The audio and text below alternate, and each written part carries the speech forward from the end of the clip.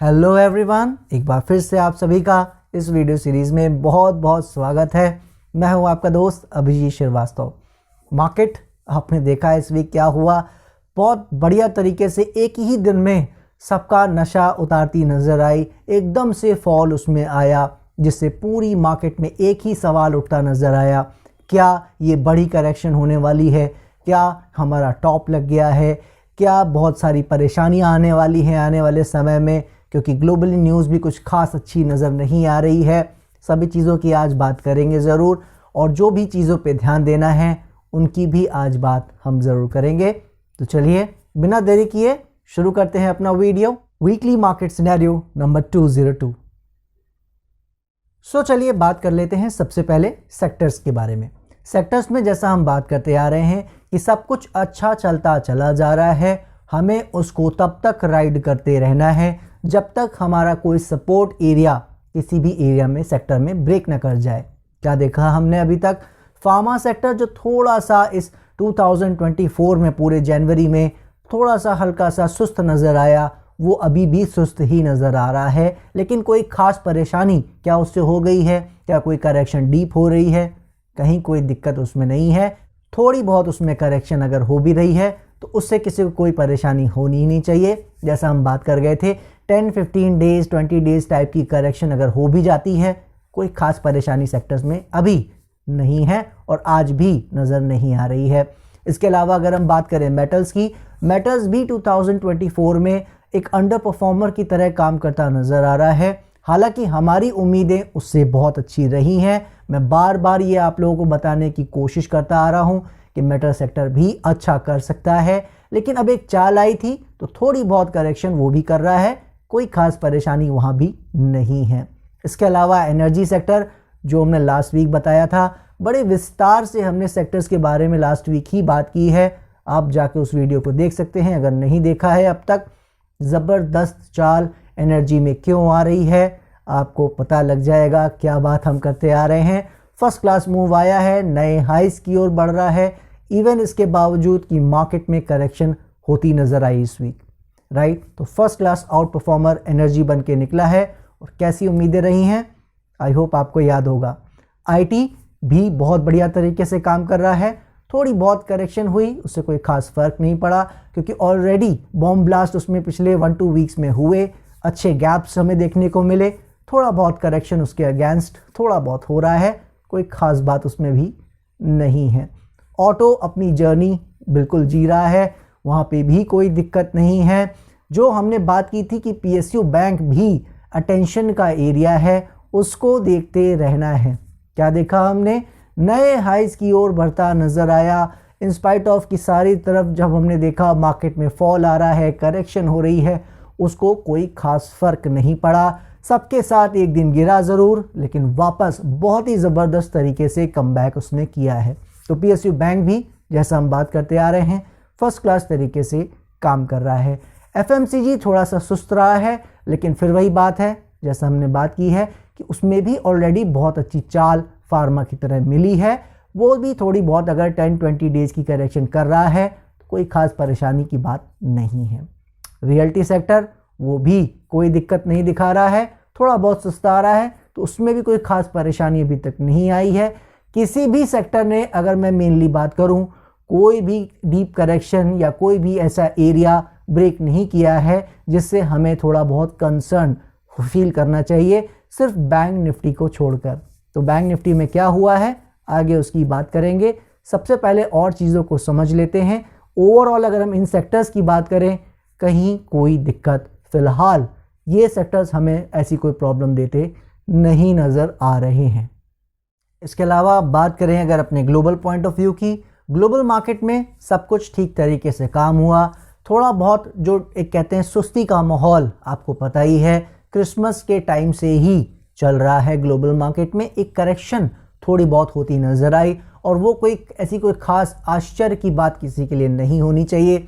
जैसा हम पहले से ही यहाँ बात करते आ रहे हैं कि ये लगभग हर साल की कहानी है, लेकिन हमने ये बात की थी कि चाल भी ऑलरेडी बहुत ज़बरदस्त आ चुकी है। तो 10-20-30 डेज़ की कोई करेक्शन अगर बाहर की मार्केट में हो रही है, उससे तो कोई ख़ास परेशानी की बात ही नहीं है। कल को वो करेक्शन डीप होगी तब हम उसकी बात ज़रूर करेंगे। अभी तक हमने जो देखा है, डाउ जोन्स से अगर शुरू करें, कोई दिक्कत नज़र नहीं आ रही है, थोड़ी बहुत करेक्शन करके अच्छे से संभाल के काम कर रहा है, कहीं कोई दिक्कत नहीं है। इसके अलावा जो बाकी ग्लोबल मार्केट के इंडेक्सेस हैं जैसे कैक, डैक्स, सब कुछ फर्स्ट क्लास तरीके से काम कर रहे हैं। थोड़ी बहुत करेक्शन जो सब में पहले से चल रही थी वो अभी भी होती नज़र आ रही है, तो कोई ख़ास दिक्कत नहीं है। रेंज बाउंड मार्केट हो रखा है ओवरऑल। इसके अलावा जो हमारा आउट परफॉर्मर था ब्राज़ील का इंडेक्स, वो भी बाकी सबके साथ जैसा हमने बताया था करेक्शन कर रहा है, तो उसमें भी कोई ख़ास दिक्कत नहीं है। अच्छी चाल आई है, पूरा राइट उसका है, थोड़ी बहुत करेक्शन वहाँ भी चल रही है। आउट परफॉर्मेंस जारी जहाँ है वो हमारा जापान का इंडेक्स है निकाई का। जैसा आपको याद होगा किस तरह की चाल की हम एक्सपेक्ट कर रहे हैं उससे, आने वाले महीनों और सालों की बात की थी।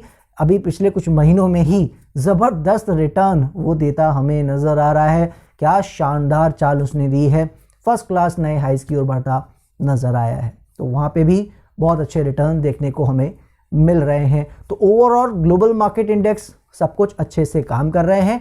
थोड़ी बहुत जो सुस्ती चल रही है ज़्यादातर इंडेक्स में, उससे कोई खास परेशानी की बात नहीं है।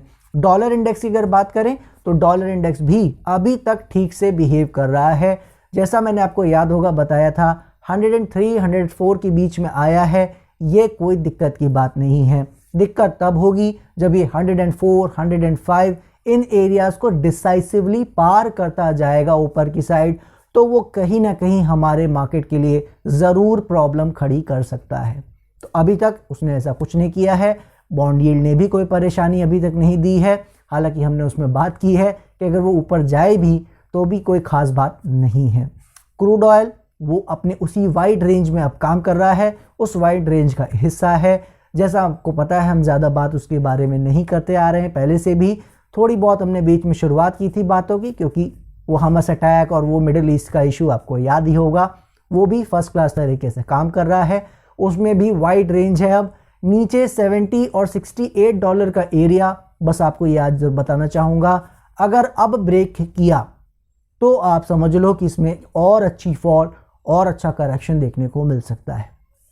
कब करेगा या नहीं जानते हो आप, कोई जल्दी नहीं होती कमोडिटीज़ को, तो देखते हैं यहाँ से कैसे बिहेव करता है। फिलहाल नीचे में 70, 72 डॉलर, ऊपर में 85, 90 डॉलर, इस तरह की एक वाइड रेंज में ये काम बिल्कुल करता रह सकता है, कोई दिक्कत नहीं है। तो ग्लोबल मार्केट ओवरऑल ठीक ठाक तरीके से काम कर रही है। जो इस वीक हमारी मार्केट में प्रॉब्लम आती नज़र आई, उसका ग्लोबल मार्केट से कोई भी लेना देना फ़िलहाल नहीं नज़र आ रहा है। सो अब बात कर लेते हैं उन एरियाज़ की जहां पे ज़्यादा ध्यान देने की बात हम करते आ रहे हैं। निफ्टी जूनियर से इस बात की शुरुआत करते हैं। निफ्टी जूनियर अभी तक आपने देखा हमारी मार्केट में परेशानी आई, निफ्टी जूनियर भी उससे कोई अलग नहीं है, उसमें भी एक फॉल आया, मगर उसको संभालता अभी तक नज़र आ रहा है, अच्छे से काम कर रहा है, ऑलमोस्ट हाई के आसपास ही काम कर रहा है। तो निफ्टी जूनियर अभी तक अगर हम बात करें कोई परेशानी खड़ी करता नज़र नहीं आया है। क्या होगा आगे वो हम बिल्कुल देखते रहेंगे, कोई प्रॉब्लम उसमें फ़िलहाल नहीं आई है। इसके अलावा अगर हम बात करें अपने जो मेजर इंडेक्स की, जिसकी हम बात यहाँ करते आ रहे हैं कुछ हफ्तों से, बैंक निफ्टी के बारे में। बैंक निफ्टी ने एक सबसे बड़ा प्रॉब्लम क्या किया है दोस्तों, जो मैंने आपको समझाने की कोशिश की थी कि जैन, फेब, मार्च, ये जो टाइम है ऑब्जर्वेशन का, इसमें अगर इसको अपनी किस्मत बदलनी है तो इसको यहाँ पे अच्छा काम करना चाहिए। इस एरिया में, इस ड्यूरेशन में इसको कुछ अच्छा करने की कोशिश ज़रूर करनी चाहिए, नीचे ज़्यादा करेक्शन नहीं देनी चाहिए। क्या देखा आपने, अभी इस वीक हमने देखा कि जैसे मार्केट में करेक्शन आई तो हमने देखा कि और जगह तो एक नॉर्मल करेक्शन आई और वापस सब ऊपर आ गए, मगर बैंक निफ्टी की अंडर परफॉर्मेंस बढ़ती ही जा रही है। आज की तारीख तक हमने देखा कि जो हेल्दी करेक्शन की बातें हम कर रहे हैं कि मार्केट में अगर हो जाएगी तो कोई ख़ास दिक्कत नहीं है, वो जहाँ जहाँ होगी हम बिल्कुल मान लेंगे, लेकिन होनी अभी नहीं चाहिए थी, यही हम बात करते हैं आ रहे हैं, राइट। अब ने क्या देखा कि और जगह तो नहीं हुई ऐसी करेक्शन, लेकिन बैंक निफ्टी ने अपनी प्रॉपर हेल्दी करेक्शन कर ली है, जैसा आपको चार्ट्स पे भी नज़र आ रहा है। जो पहला सपोर्ट एरिया हमने दिया था उसको जो लास्ट वीक होल्ड करके गया था, लेकिन इस वीक हमने देखा एक गैप डाउन, वो HDFC बैंक का रिजल्ट, कारण कोई भी बन जाए आपको पता है हमें वाई में इंटरेस्ट नहीं रहता है कि क्यों कोई चीज़ हुई, हमारे लिए ये ज़्यादा ज़रूरी रहता है कि वो चीज़ हुई है, राइट। तो वो चीज़ अब पेज हमें दिख रहा है, वो टर्न होता हुआ कि सपोर्ट एरिया बैंक निफ्टी का ब्रेक किया और प्रॉपर करेक्शन जो चाल की होनी चाहिए वो ये करता नज़र आ रहा है। अपने मेजर एरिया जो 45,000 के आसपास का है उसके आसपास आ गया है, राइट। हालांकि मैं एकदम बिल्कुल आपको दोबारा से याद दिला दूं, समय हमें पूरा जैन, फेब और ऑलमोस्ट मार्च का भी देखना है। तो अभी जनवरी जो चल रहा है वही पूरा बीता नहीं है, लेकिन जितना भी बीता है ये पार्ट ख़राब ही बीता है बैंक निफ्टी के लिए। तो जो शुरुआत की है इसने ऑब्जर्वेशन पीरियड की वो ख़राब की है। अगर बैंक निफ्टी के टर्म में देखा जाए, प्राइस के करेक्शन में देखा जाए, तो उसने ऐसा कुछ भी काम नहीं किया है जो कि गलत हो। उसने एक हेल्दी करेक्शन ऑलरेडी बस कर ली है। लेकिन प्रॉब्लम क्या है कि हेल्दी करेक्शन पूरी होनी ही नहीं चाहिए। पूरी मार्केट में किसी भी सेक्टर में, किसी भी इंडेक्स में नहीं हुई है ऐसी करेक्शन जैसी बैंक निफ्टी ने कर दी है। तो उसके दो ही रीज़न हो सकते हैं। आपको पता है जैसा मैंने बताया था कि बाकी का जो समय है फेब और मार्च का, बैंक निफ्टी का या तो अब अच्छा बीतने वाला है और या तो फिर ये अपना सिम्टम अगर ख़राब करता है, इन सपोर्ट एरियाज़ को जो 45,000 के आसपास हैं इसको ब्रेक करने की कोशिश करता है, करेक्शन को अगर डीपर करने की कोशिश करता है, तो ये हमें आने वाले हफ्तों में ये ज़रूर बताएगा फिर कि ये अपनी ज़िंदगी में कोई भी बदलाव करने वाला नहीं है और ये फिर ऐसे ही आप आने वाले महीनों और सालों में भी अंडर परफॉर्मर की तरह काम करता रह सकता है। जी हाँ, अब अभी कुछ कहना जैसा मैंने कहा जल्दी होगा। अभी तक के जो उसने शुरुआती सिम्टम दिए हैं वो पॉजिटिव नहीं है क्लियरली, लेकिन आपको पता है यहाँ टेबल टर्न होने में 2-3 सेशन ही लगते हैं, राइट। तो अभी कुछ भी कहना जल्दी होगा, याद रखिए। इस पॉइंट को मैं समय इतना क्यों दे रहा हूँ ये याद रखिएगा। इससे निफ्टी का भाग्य भी जुड़ा हुआ है क्योंकि बैंक निफ्टी का वेटेज उसमें ज़्यादा है। हालांकि मेरा किसी सेक्टर पे इतना ज़्यादा इंटरेस्ट नहीं रहता है, ना ही मेरा मानना है कि कोई एक सेक्टर किसी हमारे पूरे निफ्टी को कंट्रोल कर सकता है। अनफॉर्चुनेटली इतना वेटेज आज है उसका, लेकिन मैं आपको ऐसे दर्जनों एग्जांपल दे सकता हूँ। एक दे देता हूँ आपको तो आपको आइडिया लग जाए। रियल्टी सेक्टर का सबसे ज़्यादा वेटेज था 2007-2008 में, जब DLF और ओबेरॉय रियल्टी और अंसल इंफ्रा और न जाने ऐसे ऐसे स्टॉक जिनका वेटेज बहुत ज़्यादा था मार्केट में, उन्होंने किस लेवल का काम किया था। लोग तब कहते थे कि अगर रियल एस्टेट नहीं चला तो निफ्टी और सेंसेक्स कैसे चलेंगे, राइट। इस तरह का उस समय काम होता था, उस तरह का वेटेज था हमारे निफ्टी और सेंसेक्स में रियल एस्टेट का। आज कहाँ है वो आपको पता है, राइट। तो आज जैसे बैंक निफ्टी में वेटेज है, हो सकता है कल को उसका भी वेटेज कम हो जाए, लेकिन अगर कम होता है तो उसकी शुरुआत कैसे होगी? बैंक निफ्टी के अंडर परफॉर्मेंस से, समझ रहे हो आप। तो अगर ये वो समय आ गया है जहाँ से बैंक निफ्टी का समय ख़राब शुरू होने वाला है, ख़राब होने का मतलब मैं फिर क्लियर कर दूँ, ये बिल्कुल नहीं है कि ऊपर नहीं जाएगा। ख़राब होने का मतलब ये है कि ये पूरी मार्केट को, ज़्यादातर सेक्टर को जैसे अब तक अंडर परफॉर्म करता आया है, फिर वैसे आने वाले महीनों और सालों में भी अंडर परफॉर्म करता रहेगा। तो जो लोग वो गाने गाते हैं ना कि अगर बैंक निफ्टी परफॉर्म नहीं किया, बैंक्स परफॉर्म नहीं करेंगे तो हमारा इकॉनमी कैसे बढ़ेगा, वो उनको फिर पता लग जाएगा कि हाँ कैसे और क्या होता है। जो मेरे साथ जुड़े हुए हैं उनको पता है, हम लोग 2019 से बात करते आ रहे हैं यहाँ कि बैंक्स में मेरा बहुत ज़्यादा इंटरेस्ट नहीं है। मेरा personal as a investment private banks या फाइनेंशियल सर्विसेज में बहुत ज़्यादा नहीं है। हालांकि फाइनेंशियल सर्विसेज के स्टॉक्स ने अच्छा काम किया है कुछ ने, लेकिन फिर भी ये पूरा सेगमेंट मेरा पूरी तरह से अवॉइडेबल रहा है, जिसने मुझे बहुत अच्छे से मार्केट को आउट परफॉर्म करने में बहुत ज़्यादा मदद की है। सो बैंक निफ्टी के बारे में अपनी बात को बस इस बात से समाप्त करूंगा कि बैंक निफ्टी का आने वाला समय बहुत ही ज़्यादा क्रूशियल है और अगर यहाँ पे कुछ दिक्कत बढ़ी तो फिलहाल निफ्टी को भी वो परेशानी बढ़ती देखने को मिल सकती है। फिर जो अभी तक नहीं हुआ है वो होता नज़र आएगा, जो हम एक्सपेक्ट नहीं कर रहे हैं फिर वो होता नज़र आएगा। क्या क्या चीज़ें हैं वो आज डिस्कस करने का कोई फ़ायदा नहीं है। आज इम्पॉर्टेंट सवाल हमारे लिए क्या है उसकी बात कर लेते हैं। सवाल इम्पॉर्टेंट ये है कि क्या निफ्टी में करेक्शन बड़ी होने जा रही है। जैसा आपको याद होगा हमने बात की थी आपसे, अभी लास्ट वीक ही बात की थी कि हम 23,000 से 24,000 की साइड अब जा रहे हैं। उम्मीद ये है कि अगर 21,400 का एरिया जो कि बहुत ही टाइटर सपोर्ट हमने कर दिया था कि अगर वो ब्रेक नहीं करता है तो इसी चाल में आने वाले 1-2 मंथ्स में हम 23 और 24,000 की साइड जा रहे हैं। ठीक है, अभी तक क्या उसमें कुछ बिगड़ा है? आपने देखा है लो 21,300 के आसपास लगा है और मैं बिल्कुल कह सकता हूं अभी तक कोई दिक्कत नहीं है, राइट। लेकिन जैसा मैंने आपसे एक बात और कही थी कि अगर करेक्शन कर भी लेगा तो कोई दिक्कत की बात नहीं है।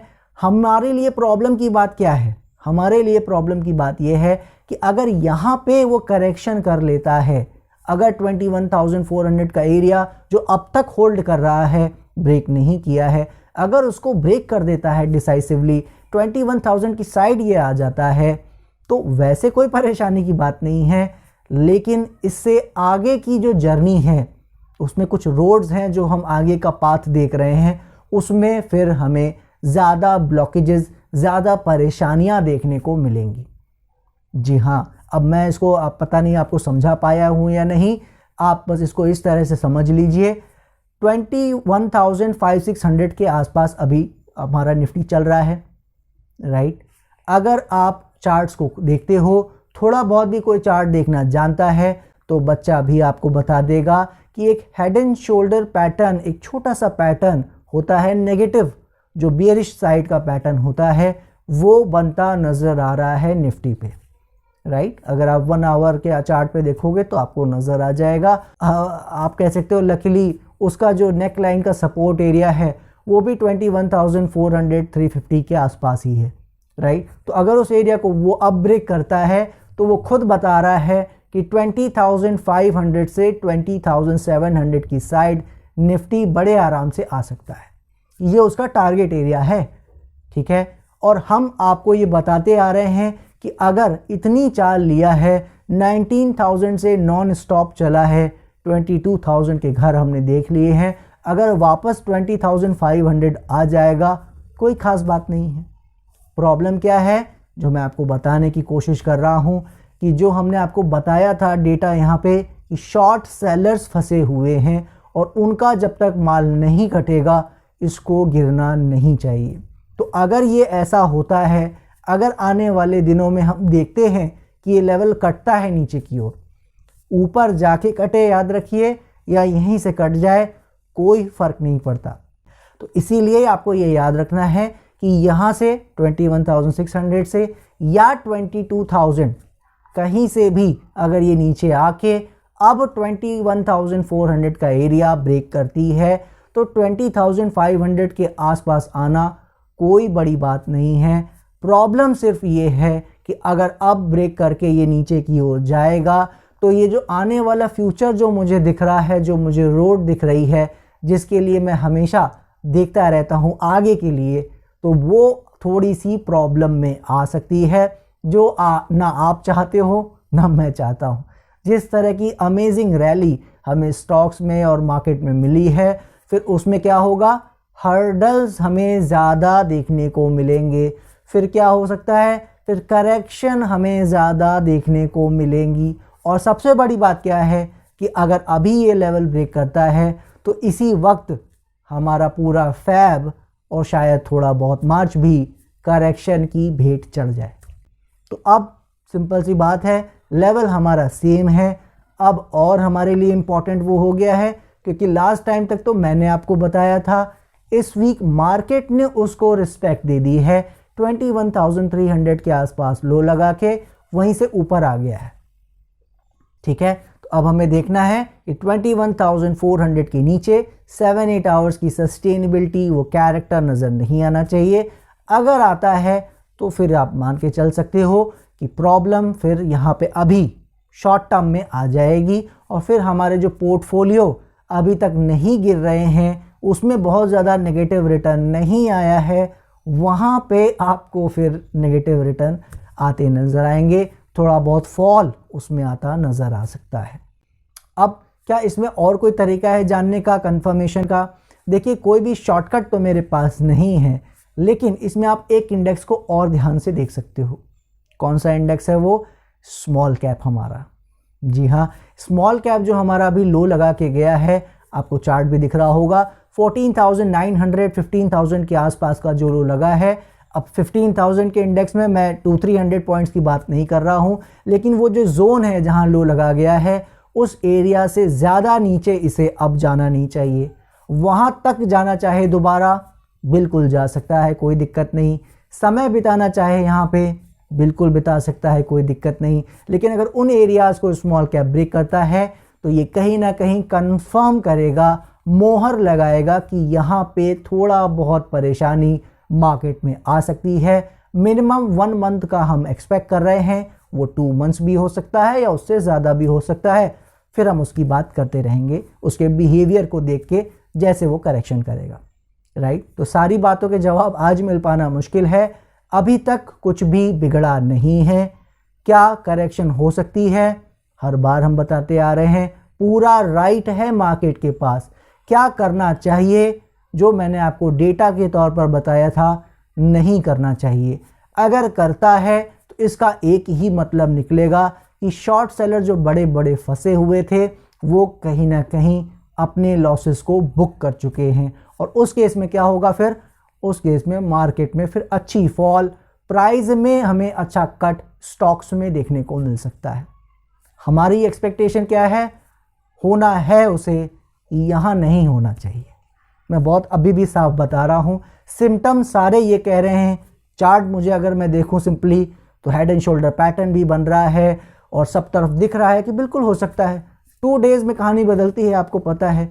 सबके अब नीचे की कहानियाँ भी बताने लगे हैं लोग, और कोई बड़ी बात नहीं कि वो नीचे आ जाए। क्या होना चाहिए?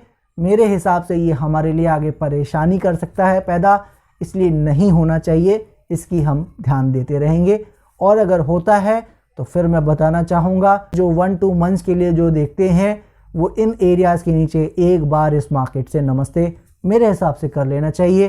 फिर जो मैं बात करता आ रहा हूँ कि प्रॉफिट बुक करते रहना है और ट्रेडर्स को काम करते रहना है, एंट्री लेते रहनी है, मेरे हिसाब से फिर उन्हें एक बार स्टॉप फिर से हो जाना चाहिए। बात करें अगर इन्वेस्टर की, तो मैं बहुत पहले आपको बता चुका हूँ कि 20,000 और उसका जो एक मोटा मोटी जोन है, वो एरिया ये मोटा मोटी नहीं काटना चाहिए हमें। जब तक वो नहीं कट रहा है, इन्वेस्टर कैटेगरी को ज़्यादा घबराने की दिक्कत परेशानी नहीं है, राइट। तो उस चीज़ का हमें ध्यान रखना है। और ये बात मैं फिर एक बार रिपीट कर दे रहा हूँ, मार्केट में करेक्शन यहाँ डीपर अगर होती है तो परेशानी कोई नहीं है। आगे की जर्नी जो 23 और 24,000 वाली है, या उससे ऊपर का जो पाथ में आने वाले महीनों का, या मुझे कहना चाहिए पूरे 2024 का जो मैं देख रहा हूँ, उसमें फिर हमें जो अभी तक क्लियर नज़र आ रहा है, उसमें धुंधलापन हो जाएगा, और फिर उसमें ब्लॉकेजेस, उसमें करेक्शंस बार बार फिर हमें देखने को मिलेगी, जो ना आप चाहते हो ना मैं चाहता हूँ, राइट। तो क्या होगा, कैसे होगा, हम उसकी बात यहाँ करते रहेंगे। फिलहाल अभी तक कुछ ऐसा बिगड़ा नहीं है, ध्यान देना है कि और ना बिगड़े। 22,000 22,100 का जो रेजिस्टेंस एरिया है, जो हम बात कर रहे थे कि इम्पॉर्टेंट अब इतना नहीं रह गया है, वो अभी तक इम्पॉर्टेंट रोल अदा कर रहा है।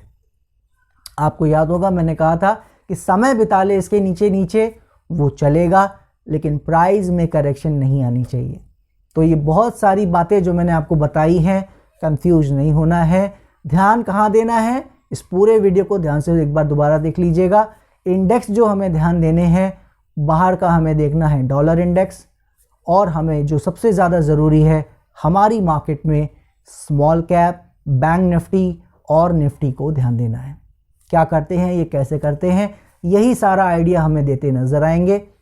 जो बातें की हैं एक बार वीडियो को देख लेंगे, खासकर इन इंडेक्स के बारे में जो बातें की हैं उनको अगर सुन लेंगे, सब पिक्चर क्लियर हो जाएगी। दीजिए मुझे इजाज़त, नेक्स्ट वीक फिर मिलेंगे नई अपडेट के साथ। तब तक के लिए जय हिंद, जय भारत।